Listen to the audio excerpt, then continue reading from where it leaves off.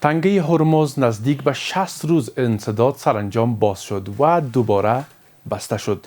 دونالد ترامپ رئیس جمهور آمریکا گفته برای توافق دائمی با ایران نزدیک شده و افزوده با تهران توافق شده اورانیوم غنی شده ایران به آمریکا انتقال شود و تنگه هرمز را نیز باز کرد. اما ایران همه گفته های ترامپ را بی اساس خوانده و میگویند باز و بسته شدن تنگه هرمز را میدان تشخیص می کند نه فضای مجازی. همچنان تهران میگوید اورانیوم غنی شده ایران به هیچ وجه به جای قرار نیست انتقال شود و اورانیوم غنی شده را به مثابه خاک ایران مقدس دانستند. با سلام و شبتان بخیر. به سرویس خبر هفته امشب با من سعدالدین حکیمی خوش آمدید. برای پرداختن به این موضوع همراه می شویم با آقای عزیز معارج، آگاه مسائل سیاسی که از راه آنلاین با ما وصل هستند. جناب معارج صاحب سلام. با در نظر داشته وضعیت کنونی حالت به کجا می کشه؟ تشکر جناب حکیمی محترم. نخست سلام برای شما، سلام به همکاران تکنیکی و شنوندگان و بینندگان تلویزیون و وزین شما تقدیم می‌کنم. علیکم سلام، خوش آمدید. ببینید این جنگ است، جنگ دوام داره. آتش بس معنی این نیست که جنگ ختم شد. بله. علیرغم دکترین یا سرنظران نظامی این یک باز مسائل تکتیکی عقب‌نشینی بنابر شرایط اقلیمی، بنابر مداخله بعض کشورها، بنابر بعض مسائل دیگه که پیش میآیند یا پیشنهادات یا مثلا بعض حالات صورت میگیره جنگ متوقف میشه، اما این به معنی نیست که جنگ ختم شد. بله. جنگ به صورت ختم میشه که یک طرف پیروز شود و یک توافق آتش بس نه بلکه توافق ختم جنگ صورت بگیره. او را ما گفته میتونیم که جنگ خاتمه یافت. بله. یک چند وقت میره به میزبانی پاکستان و فلان، چون دیگه کشورهای جان میفهمد که جنگ ببخشید آتش بس و شکست است و یک پروگرام دروغین است، دائمی نیست و ای که به نتیجه مطلوب کامیابی نداره. بنابراین کشورهای دیگه از حاضر نشد که میزبانی از ایران کنه. با پاکستان امر صورت گرفت که چون این کار انجام ده، پاکستان هم به این دو جهت، یکی که در سطح جهان به یک نام یک کشوری که میزبان ابرقدرت‌های جهان بودن تبدیل شود، دومی که حراس از این که امریکا در آینده برش کدام وظیفه علیه ایران نته، به اون خاطر حاضر به این شرمندگی شد که این را ترجیح داد نسبت به مسائل بعدی که جان میفهمید که مذاکرات کامل شدنی نیست. یعنی پاکستان با این همه که میدانید برنامه دروغین است اما پذیرفت؟ بله ها، در غیر از اون نه ایران نه امریکا با عظمت خود لازم نمیبینه که در کشور ناکمانده که تا پای توریسم بالا از اون سر کشور ساختگی در اون به مذاکرات پیش بره. چرا کشورهای جهان، کشورهای برپرتای دیگه حاضر به این کار نشد؟ چون میفهمیدن که برنامه را روسیه، چین، ایران همه میفهمند. خب معارج صاحب گفتم میتونیم به چی مبنای برنامه دروغین بود؟ یعنی در پس پرده کدام کارهای دیگه را انجام میدادند؟ ببینید اگان دفعه وقفه ما گفتن که صورت میگیره در جنگا به نفع هر دو کشور باشه. ایران هم نسبت به خکمالات که چین داره، از روسیه داره و تفاهماتی که داره و همچنان میفهمه ایران یا درک میکنه که این جنگ هدف امریکا پیروزتر است نسبت به ایران، چون جنگ در خاک ایران است. کشتن و زدن و همه چیزی که میشه از طرف ایران در کشورهای خلیجی و عربی صورت میگیره، نه در واشنگتن. بله. سلاح که ایران استعمال میکنن ضعیفی، دلالت بر ضعیفی آینده ایران میکنن. و از اون طرف مثلا اگر تنگی هرمز بسته میشن، این خود یک دکان ایران است که بسته میشه. ببینید شما واقعا تنگی هرمز باز بود، خو امریکا آمد رو بسته کرد. خو امریکا آمد بنابر جنگ بسته شد. پس بانه بامی بود که تنگی هرمز باز شد، اگر نیم باید جنگ ادامه میتن. خود سابق خب باز بود، چرا جنگ میکنید؟ چرا آمدید؟ این بانه است که اصلا استراتژی کلان عمومی در سطح جهان جور شده، در اینجا تفاهم چین و روسیه گرفته شده، منافع کشورهای با قدرت و سرمایه‌داران جهان در اینجا نهفته است. این جنگ دامنش کلان است، تا سال 2028 دوام میکنه. این میره طرف کشورهای عربی فعلا خبر داره، مداخله نمیکنه به خاطر بقای خود، اما این درک میکنه که ما در آینده درگیر جنگ میشن و بالا فشار وارد میشه. یا چیزایی هستن کسایی که در ایران رهبرای کلانی که نمیخواست جنگ و از منافع ملی ایران دفاع میکرد با معامله حاضر نبود و کشته شد، از بین رفت. بله. قایصات عمده ایران از بین رفته.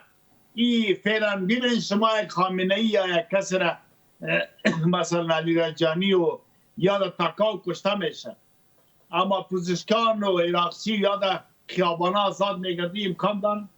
این معامله ها صورت گرفته و صورت خواهد گرفت در آینده هم. ببینید در مثال های خود بانهای نیروی اتمی در سال 1900 فکر میکنم 57 بوده.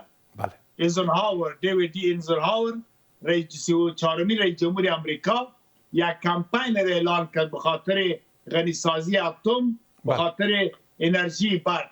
با سال 1967 فکر میکنم خود ریاکتورها را به ایران آورد. همی اسرائیلی ها می آمدن در ایران کمک میکرد. بن گوریون یک صدر اعظم بود، همیشه میمان شاه در ایران بود و با او رقص و پایکوبی و چیزا را داشتن. بله. اداره موساد یا چطور یکدم تبدیل میشه به یک موضوعگری دیگری. امی خود ایران باعث ضعیفی منطقه شد، با عراق حمله کرد. عراق چنان ضعیف ساخت که بار دوم امریکا آمد عراق اشغال کرد. بله. به منطقه و بالاخره کشورهای سعودی که در سال 1933 32 خانواده از رشید و هاشمی از بند بود و از سعود و همین خانواده از سعود بن محمد و بن مقرنه که در عبده 25 در دره یک منطقه بود حکومت میکرد و نجد بود و اجاز بود یار همه شنجان که دیار آوردن. یه همه چیزایی است که از پروگرامای همین سونیزم که توسط تودور هرتزل در سال 1896 و 97 بنیاد گذاشته شد به نام چی؟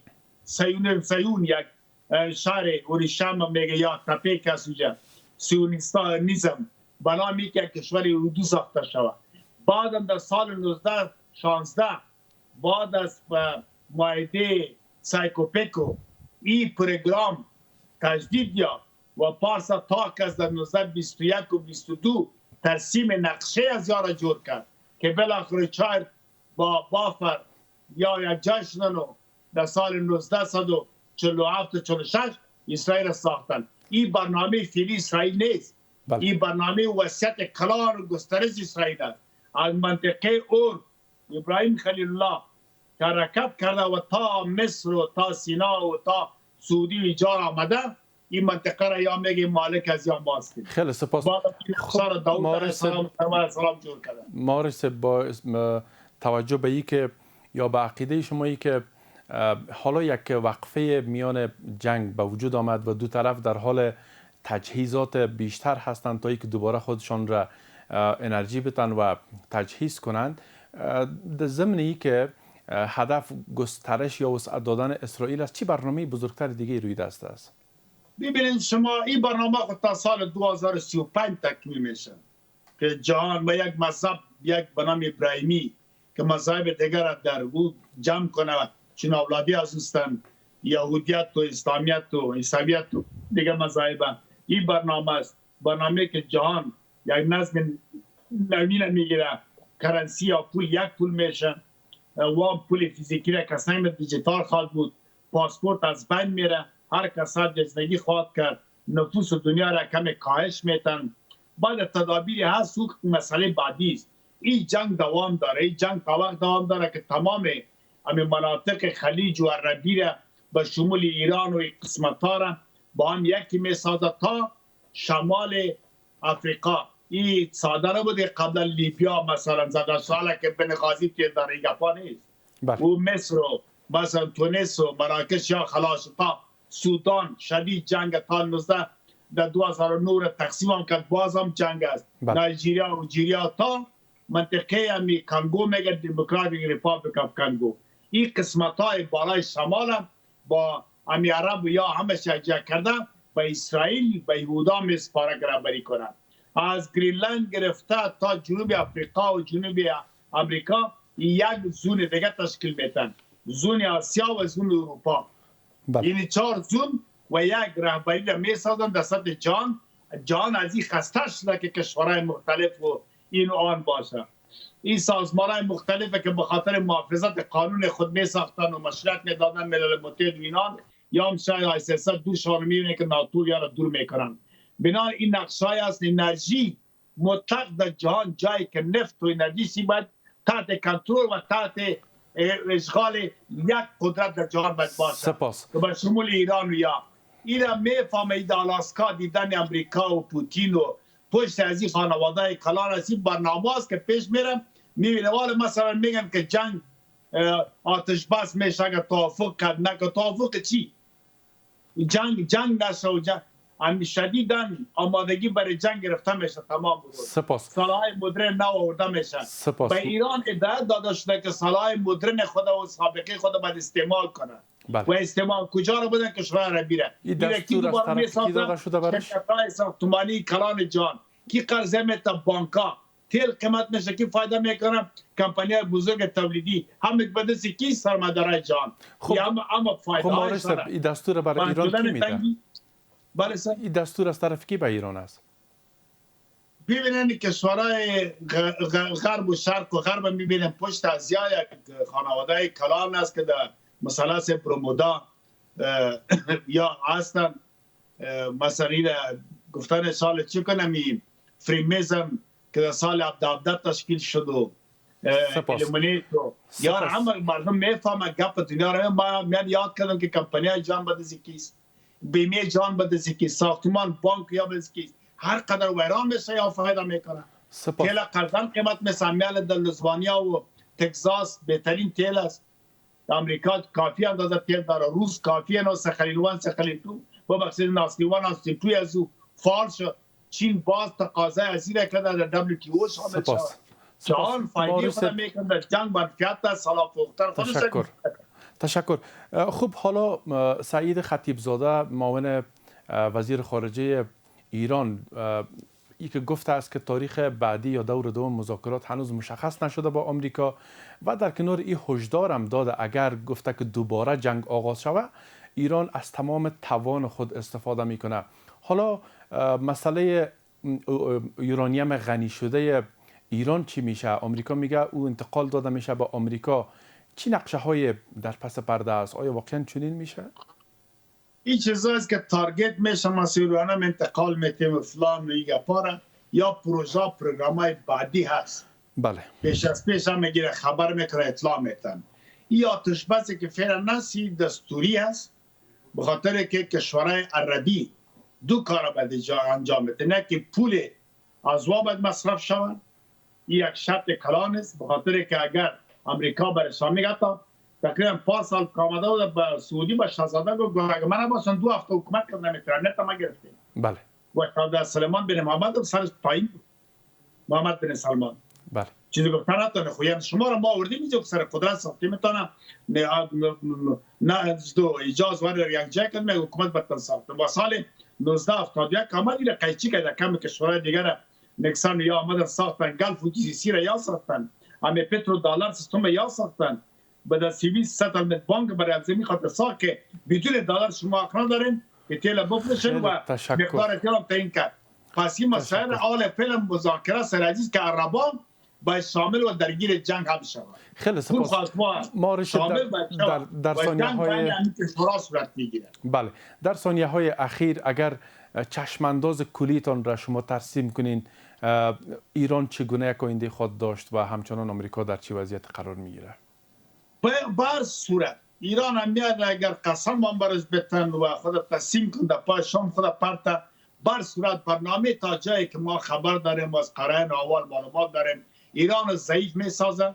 جنگ دومی که آغاز میشه و قریب آغاز میشه یعنی تقریبا این تو زود آمده چنان شدید خواهد بود که مردم ایران از خانه خود نخواد برن. خیلی سپاس. ایران قدر ضعیف و تخریب میسازه که تا آخر عمر با پای استان نشه. آقای عزیز معارج آگاه سیاسی از حضورتان در برنامه خیلی متشکریم. در این مورد گزارش هم داریم که با هم می‌بینیم.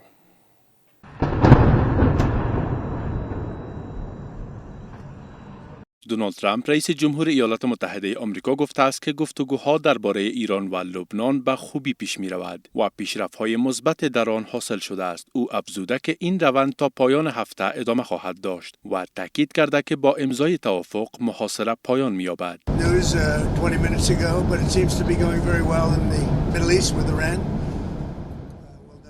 ما در طول هفته در حال گفتگو هستیم. انتظار دارم امور به خوبی پیش برود. درباره بسیاری از موضوعها از پیش صحبت شده و حتی توافق هم صورت گرفته است. نکته اصلی این است که ایران هرگز به سلاح هسته‌ای دست نخواهد یافت. شما نمی توانید اجازه دهید ایران سلاح هسته‌ای داشته باشد و این موضوع از همه مسائل دیگر مهمتر است. در همین حال دونالد ترامپ گفته است که روند دستیابی به توافق با ایران باید هرچه زودتر نهایی شود و افزوده که آمریکا تمامی اورانیم غنی شده ایران را دریافت خواهد کرد.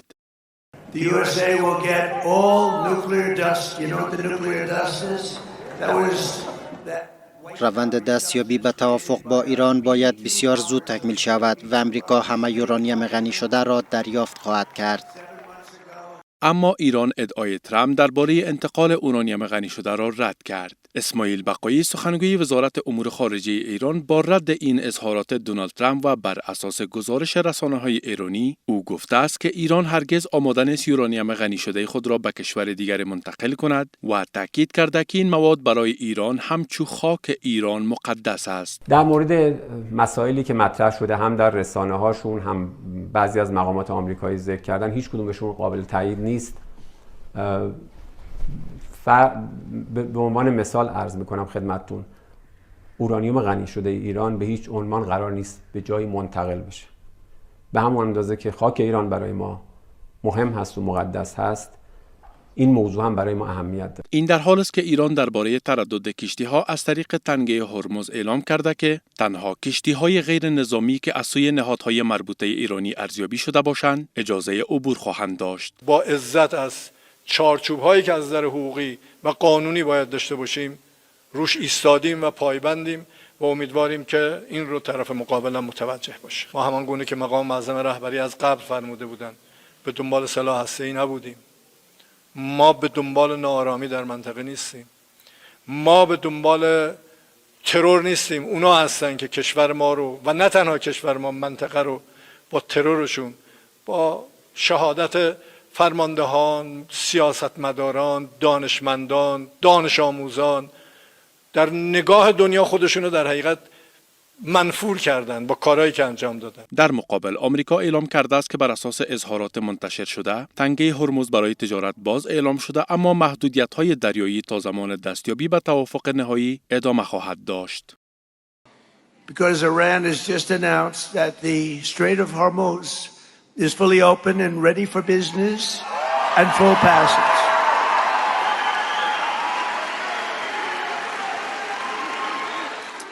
ایران به تازگی اعلام کرده که تنگه هرمز را به گونه کامل باز و برای تجارت آماده است، اما محاصره دریایی تا زمانی که توافق ما 100% تکمیل نشود به گونه کامل ادامه خواهد داشت. مقام‌های ایرانی هر گونه محاصره دریایی احتمالی بر ضد این کشور را مغایر با قوانین بین المللی دانسته و هشدار دادند که تهران در برابر چنین اقدام‌های واکنش لازم و متناسب نشان خواهد داد.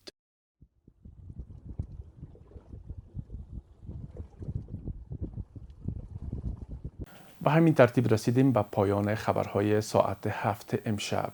شب بر همه شما خوش. بدرود.